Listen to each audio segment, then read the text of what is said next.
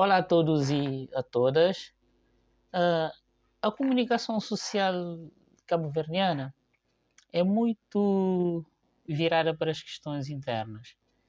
É muito virada para as questões, os fenómenos, sobretudo dos, dos órgãos de poder e as informações institucionais, a agenda do governo, do parlamento, portanto, a agenda dos órgãos de soberania.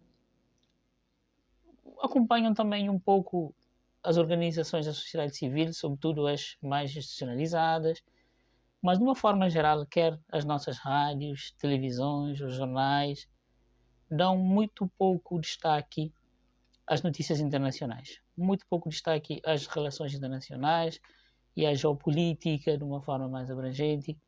Tanto tem muito pouco espaço na nossa comunicação social. Nós somos muito virados para nós mesmos, e a nossa comunicação social reflete isso. E também do pouco que nós temos em termos de informações na comunicação social, são informações sobretudo provenientes das agências noticiosas do mundo ocidental. A agência Lusa, a France Press e esse perfil de agências. Temos muito pouco acesso, é muito pouco divulgado informações de agências fora do âmbito dos países ocidentais e aqui sobretudo europeus, não é? Mas pronto, o que nós propomos hoje é trazer uma notícia que saiu no Jornal Expresso das Ilhas. É um texto, aliás, uma peça, não é? Uma peça cuja autoria é um analista político líbio, e que é interessante trazermos aqui. Porquê? Porque é um texto de reflexão, e normalmente a nossa comunicação social é muito mais informativa, dá informações sintetizadas e é muito pouco virado para questões de análise. Nós não temos nas nossas televisões, por exemplo, nenhum programa de análise dedicado exclusivamente às questões internacionais. Não temos, não temos. E é uma lacuna. Ora, vez e meia encontramos alguma notícia relevante, alguma reflexão relevante na imprensa escrita, e queria trazer aqui, portanto, esse texto do Expresso das Ilhas, que tem como título o seguinte: Conflito em Gaza afasta a África do Ocidente e a Rússia e a China. O título faz referência só à Rússia, mas no texto dá para ver que a Rússia e a China são os principais aproveitadores deste processo. Portanto, Hamed Al-Gawel, que é o nome aqui do analista líbio cujo texto estamos a analisar, ele acredita que a África está a distanciar-se do Ocidente por causa do conflito na faixa de Gaza, e que a Rússia e a China estão a ganhar influência, aumentar a sua influência, ocupar o espaço da Europa, do Ocidente de uma forma geral, em África. A África está a distanciar-se do Ocidente por causa da guerra na faixa de Gaza, mas também por um conjunto de outras razões históricas anteriores e que ele considera também que contribuem, que é a escravatura, o colonialismo e também, mais recentemente, a imigração. Esses fenómenos, de uma forma geral, têm feito com que as pessoas comecem a olhar, passem a olhar para o que está a acontecer em Gaza e tirar um conjunto de ilações, nomeadamente, isso faz com que o que se passa no Médio Oriente tem feito com que as pessoas, sobretudo em África, questionem, mas afinal, para que serve o tal sistema internacional baseado em regras, não é? Como é que os países que defendem valores como os direitos humanos, a democracia, não estão atuando efetivamente para que o que está a acontecer em Gaza pare e os responsáveis sejam efetivamente levados ao tribunal, não é? Portanto, as pessoas estão a fazer essas perguntas, e à medida que as pessoas fazem essas perguntas, as pessoas concluem que o Ocidente não dá conta daquilo que são as expectativas e as ambições das sociedades africanas.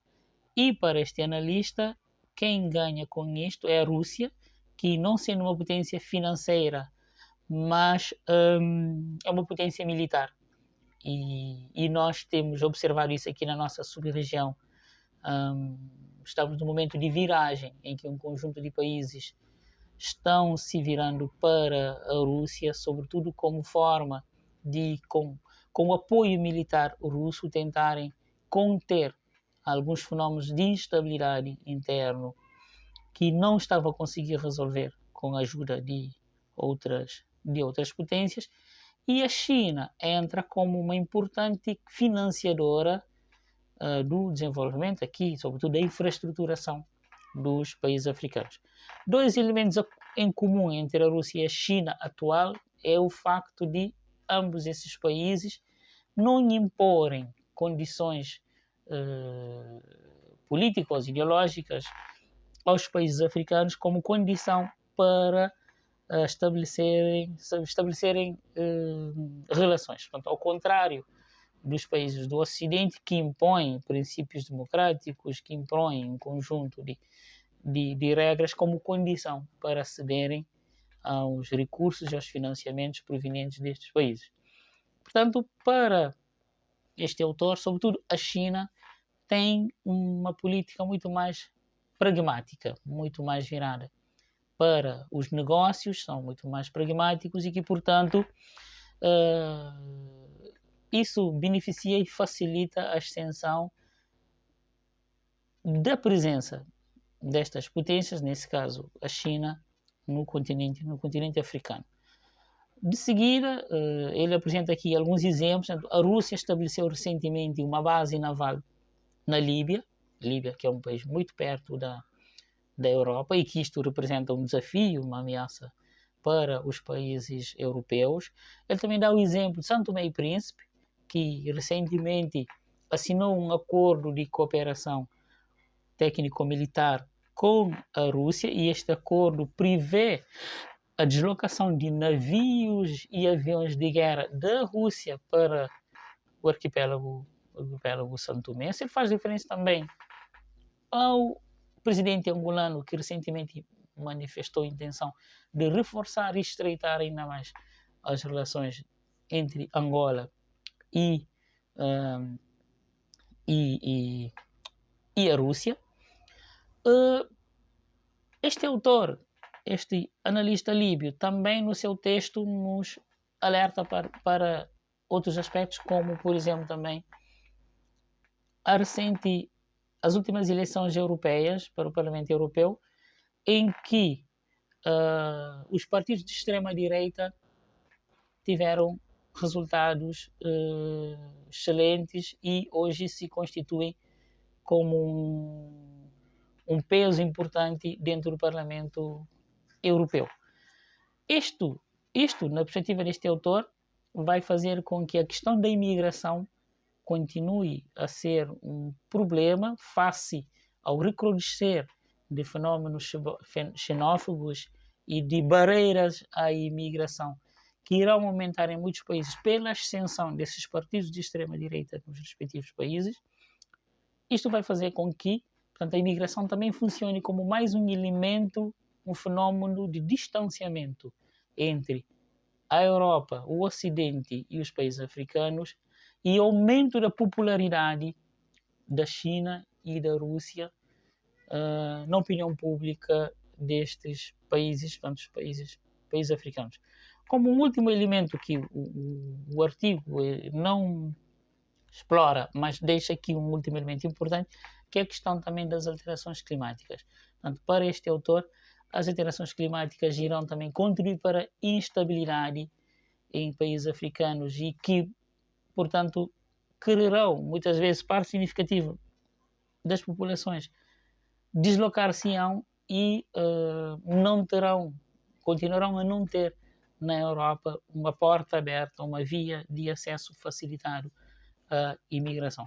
Portanto, tudo isso, conjugado com a forma como os conflitos internacionais hoje são difundidos de uma forma muito mais aberta. É claro que, volto a repetir aquilo com o qual iniciamos esse diálogo, se é verdade que os meios de comunicação tradicionais não abordam essa questão com a profundidade que mereciam, cada vez mais nas redes sociais alternativas, sobretudo no Telegram e em certas medidas também no Twitter, as pessoas vão tendo acesso a informações que muitas vezes não passam nos meios de comunicação tradicionais.